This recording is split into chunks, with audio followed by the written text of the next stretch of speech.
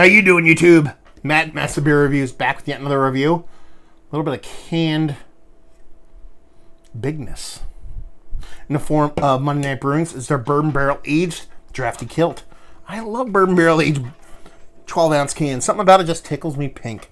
Monday Night Brewing. They send me beers, I review them. Summer Hits, their old ale. What was that called?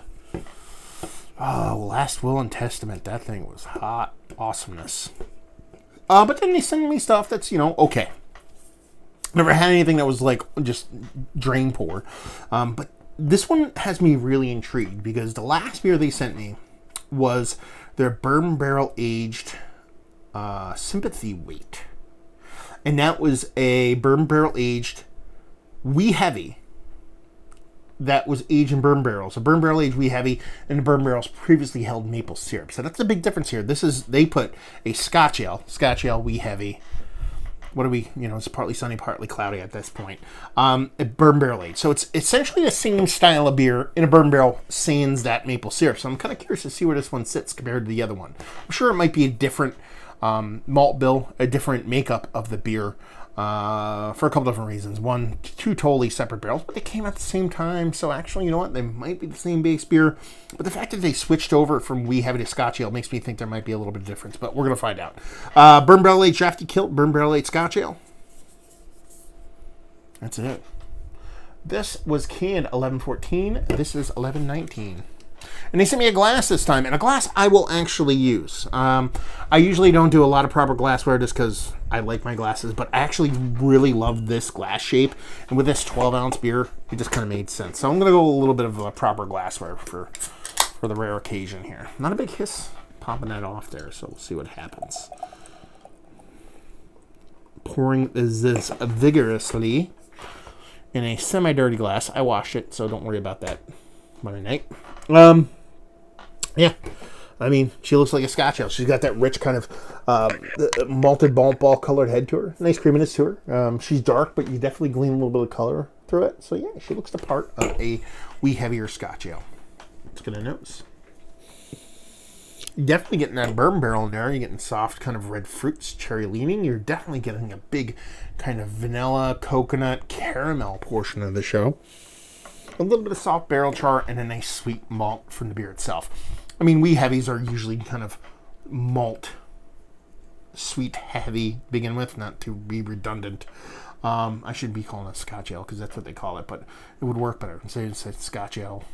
Anyway, wee heavy, whatever. The words are hard sometimes. So it tends to be a sweeter beer to begin with. Sometimes you get a little peat mossiness, a little bit of kind of band-aidy phenolic off it. From the malt, not really getting in here, just sweet, rich maltiness. Not necessarily chocolate leaning, not necessarily much of anything other than this sweet, rich, just south of brown sugar kind of sweetness. And then that bourbon barrel showing up quite nice, especially in that kind of vanilla coconut region. Marshmallows, if you will. Let's dive in. Cheers.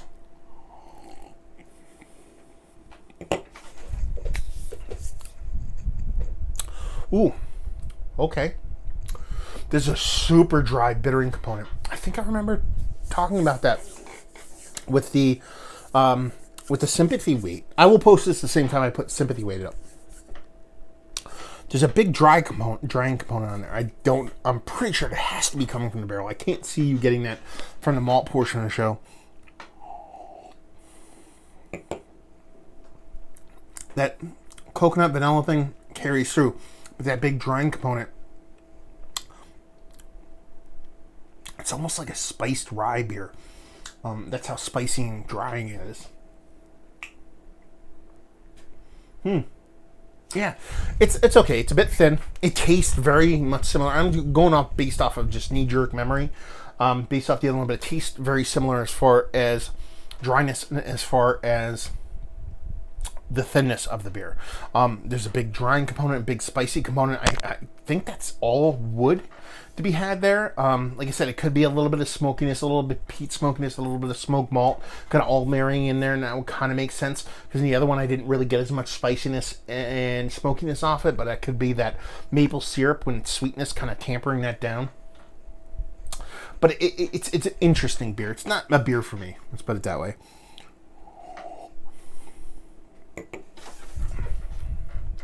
the bourbon comes across, but it gets immediately cut off by that dryness. The dryness is so in your face, it's almost tannic, like sucking on a tea bag.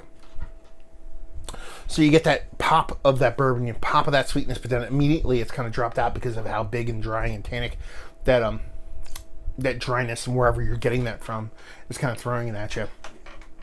So you're getting rich roasted malts. You're getting that vanilla coconut thing I was talking about. And you're getting the bourbon, but it's all just clubbed over the head with a dryness and a bit of spiciness that at this point it has to be a bit of barrel and a bit of malt at the same time. It can't be just one thing or the other. And I just think it's a little bit too big for the beer. 8.5%, maybe you get this beer up to 11, 12%, and that sweetness kind of tapers it down, kind of the way that maple syrup did on the maple barrel version of the beer went. But it's okay. I mean, I actually really do enjoy a wee heavy Scotch ale, but it has to be done a certain way. And there's a couple different ways you can do it, and it's just isn't the way I like it. So it's a fine beer. It'd be cool to see the way this one ages. I have 2 cans, so hopefully I can hold on to the other one for a year or so and see how it tracks. But yeah, it's way too dry, both on the barrel and the spicy portion of the show, which I assume, like I said, is coming from the malt portion of the show. But yeah, it's okay. This doesn't really do much for me. So let's talk about it. Is it one of the better Scotch ales, bourbon barrel aged or otherwise? No, it just doesn't really do it. Value and availability, no idea. It was sent to me, and leave you with, if you like what, will you like this?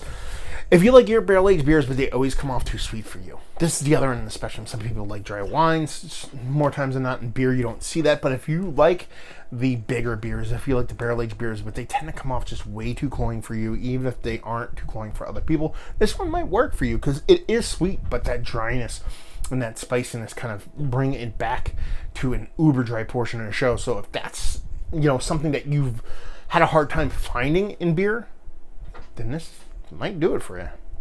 So there you go. Another review in the books. Hopefully you guys enjoyed it. Down there, if you want to talk about it, Massive Beers. If you want to check me out doing the social media stuff, Beer Massive. If you want to check me out doing the whole podcasting thing. Hopefully you guys enjoyed the review. Hopefully enjoying a nice little wee heavy right now. And hopefully see you next time. Cheers.